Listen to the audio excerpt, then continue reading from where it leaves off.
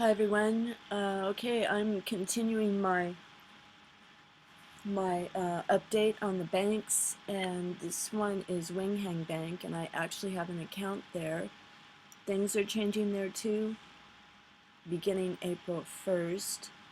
At this bank, you must have an account to buy any kind of gold. They don't sell silver, but they have gold, and you have to deposit the money into the bank, into your account, and then you can buy gold.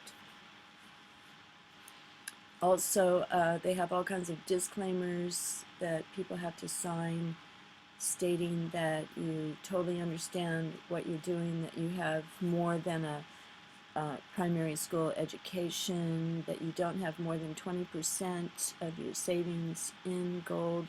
I guess they're protecting themselves because so many things happened here in 2008. A lot of people lost their savings, and they still protest outside. That's still going on. So,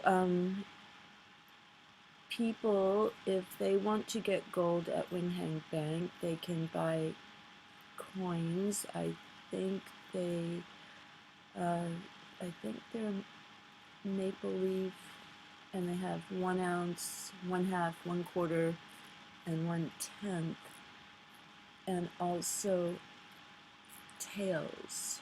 Those are a little bit more than 1 ounce in Chinese measurement, but they don't have one tail gold anymore. They only have 5-tailed gold bars, and I asked if they had it on hand, and they said yes. They showed me a beautiful 5-tailed gold bar, but it's a lot of people won't be able to buy that because you have to buy the whole 5 tails, so that excludes a lot of people now from buying that. And they also said they don't have to give, if they run out of those gold bars, they will give people the cash. And they only have 7,000. So in Hong Kong, there's almost 8 million people, and they have a huge, lot of rich people live here. There's a concentration of wealthy people here that's greater than any other place in the world. So those 7,000 gold bars could go fast if somebody wanted to snap them up. And they also make people sign a paper that they understand that when you put money in the bank, you're risking the credit of the bank also. I mean, if they go under, if they go bankrupt, then you lose your money. So nothing is safe, honestly. And how about safe deposit boxes? Well, in 2004, at DBS, which is a Singapore bank, they lost people's money in the safe deposit box. So some people had their safe deposit boxes crushed. I mean, how can this happen? They just remodel or something, and they just scoop up all these safe deposit boxes and destroy them with the contents. So seriously, nothing is safe. And they're doing that in the US also. Bank of America has stolen the contents of people's safe deposit boxes, their family heirlooms. And if you're one of the unlucky ones, you don't get it back.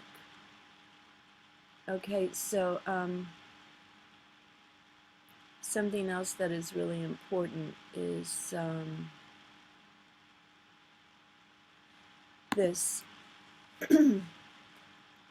This guy is pretty great. He's reporting on Cyprus, the Cyprus bank holiday. So what happened is, in Cyprus, The banks, no one was able to get at their uh, savings accounts because the banks decided to put a levy on all of the accounts. Anyone who had under 100,000 euros, they took off 6.75%. Anyone who had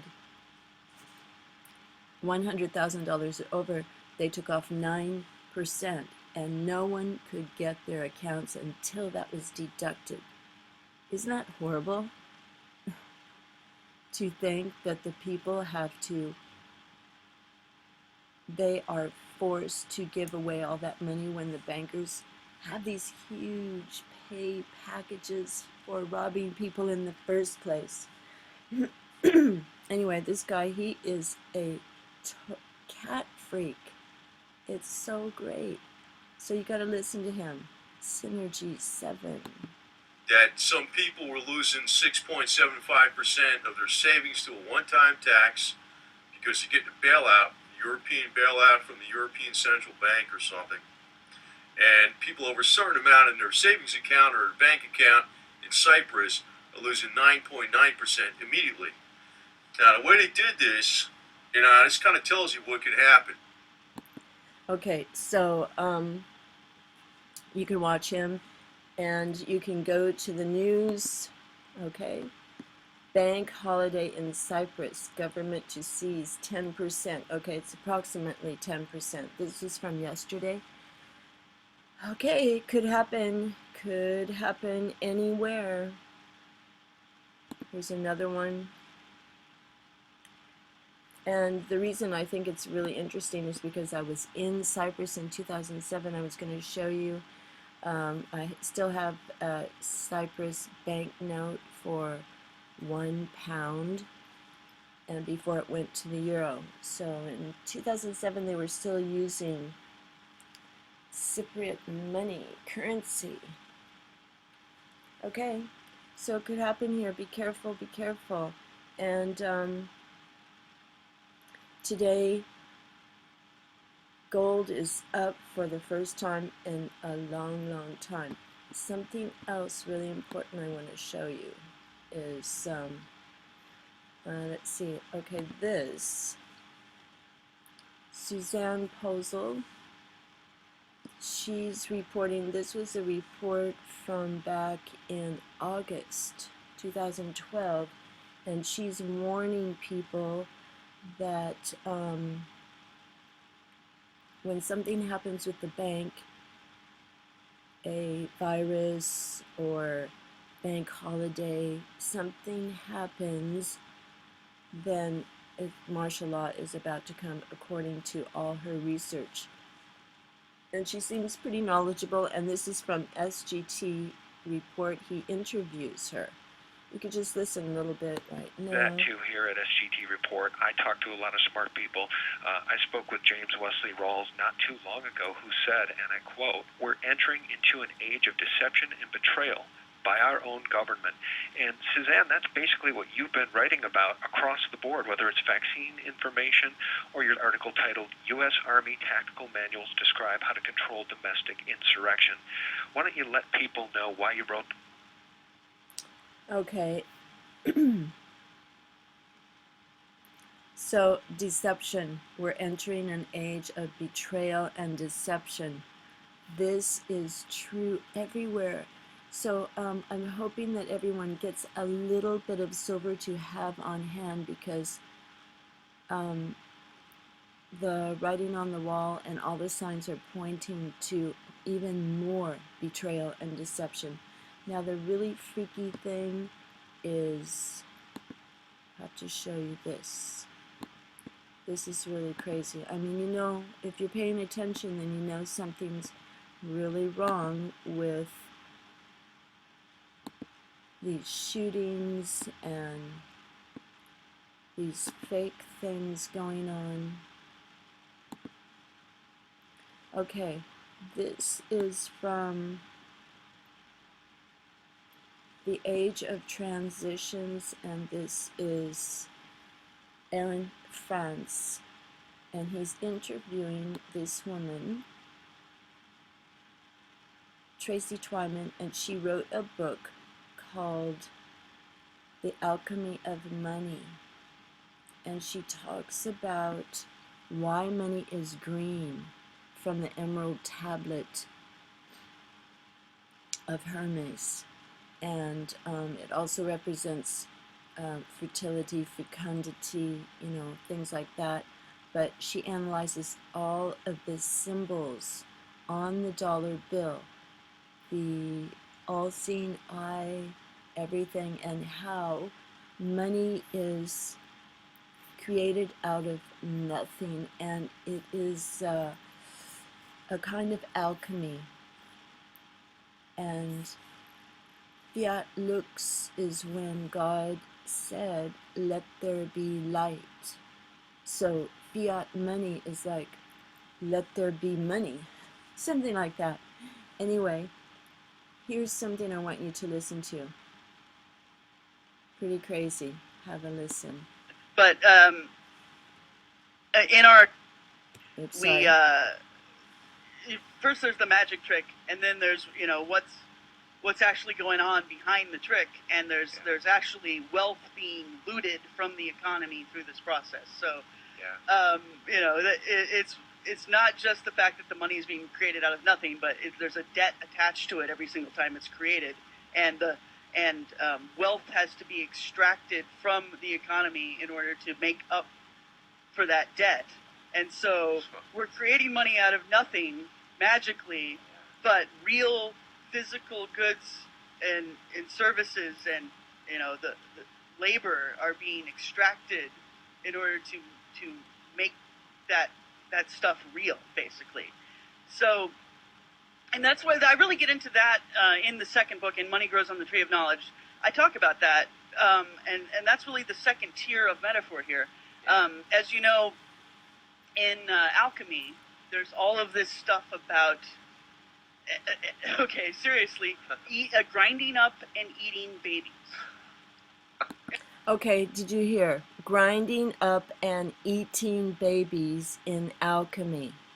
Okay, our rulers, think about our rulers, the evil, behind the scenes ritual making elite, grinding up and eating babies, okay? She's not joking. I mean,